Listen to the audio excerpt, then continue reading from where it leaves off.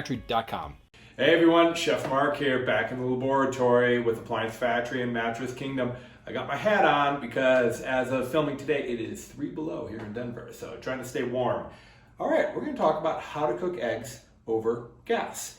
It's a little different than cooking with induction or even flat top glass. Flat top glass, you have a lot of time because you don't have as much heat transfer through the glass. Induction, it's very quick.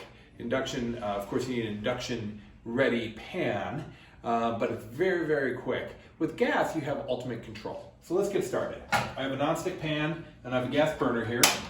These gas burners that you see here, they're not just for camping. They're really popular with chefs because they have quite a bit of heat. They have 12 to 15,000 BTU, more than enough heat to start the process. So this might surprise you, but I like to preheat my pan when I'm cooking eggs. I like to preheat my pan anytime I'm cooking, and that gets a jump start on the cooking process. I've got some butter here. My butter is room temperature. I dice that up to make sure that it's nice and warm. It's actually still kind of hard because it's so cold in here. I got some eggs. For best results, pull your eggs out of the refrigerator an hour or two in advance, or even overnight if you're going to be cooking early in the morning. Let them come up to room temperature. Don't worry, they're not going to spoil. And my favorite, some kosher salt. Okay, so what I'm feeling for here is just a little bit of heat coming through the pan, and I want to have enough heat that when I add the butter it starts to melt, but I don't want to have it sizzling and crackling. Again, by preheating my pan, I get that kind of that dynamic action of cooking to start happening immediately. The eggs, the whites start to coagulate right away, and it's much more precision. Okay, so I'm feeling for good heat rating through my pan. I'm happy with that. You're better erring on the side of less hot than more hot with this. Okay, that's perfect, right? So look at that. Okay, I got a sizzle, but I'm not going to brown my butter. In fact, I would even garner to say that's almost too hot. And if I add a little bit too much butter, no big deal. I can just scoop some out. Okay, here we go. I'm going to turn my burner off. I'm going to do the one-hand crack. You can do this two-handed. You can crack it into a bowl and then put, pour each one individually.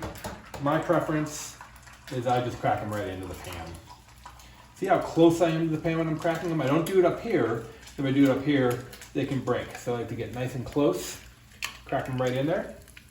Okay, here we go. I've got a good sizzle. You can see I have enough residual heat in the pan. Like I said, I almost overheated my pan, but that's okay. I'm reacting to that by just letting the residual heat that's in the pan kind of get used up before I move on here. All right, I'm gonna be flipping these eggs. I'm doing over easy. I like to flip my omelets too, and I don't use a spatula when I flip. I just give it a nice tug here, okay? And what am I looking for? What I'm looking for here, I'm gonna go medium heat. You can see I'm really adjusting my heat as I'm going here. So I turn it on and then I'm turning it back down. I'm even gonna turn it off. The heat, I like to think of my temperature knob as my volume knob, right? How much volume of heat do I have in there? I have too much volume, I better turn the volume down. Oh, I don't have enough volume, I want it louder, turn it up. You could be constantly adjusting your temperature. It's rare that I just turn the heat on and it's perfect the whole time. Usually making adjustments. Okay, so here's how, here's how I'm gonna flip my eggs. I've got my yolks kind of in line here. I don't want them this way because when I flip them, I don't want that one yolk going way up and over, breaking. And I want it to be a wave. I want it to kind of curl back on itself. Okay, there we go. It's just a quick pull back. And it really starts from the elbow and it's back with just the slightest flick of the wrist. Boom, one motion. Practice this at home. It's the kind of thing where learning how to flip eggs, I think it's easy to be intimidated by that because maybe you don't want to have them fly all over the place, or maybe you don't want to, have your eggs not come out perfect.